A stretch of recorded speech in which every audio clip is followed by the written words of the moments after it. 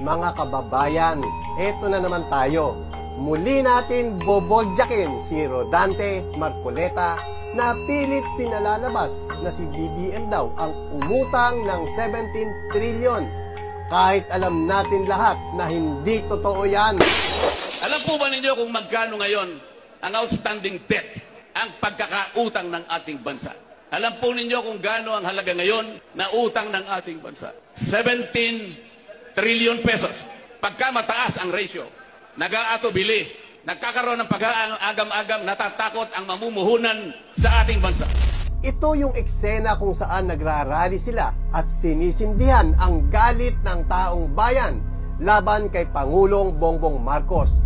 At sa pananalita ni Marcoleta, parang gusto niyang itanim sa utak ng publiko na kasalanan ni BBM ang pagkakabaon ng Pilipinas sa utang.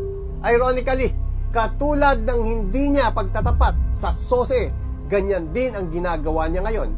Hindi nagsasabi ng buong katotohanan. Kaya ito ang malinaw at verified breakdown mula mismo sa Bureau of the Treasury. Unang-una, Noynoy Aquino, 2016, 5.948 trillion ang iniwan utang. Rodrigo Duterte, 2022, 12.79 trillion. Ibig sabihin, 6.84 trillion ang dinagdag niya.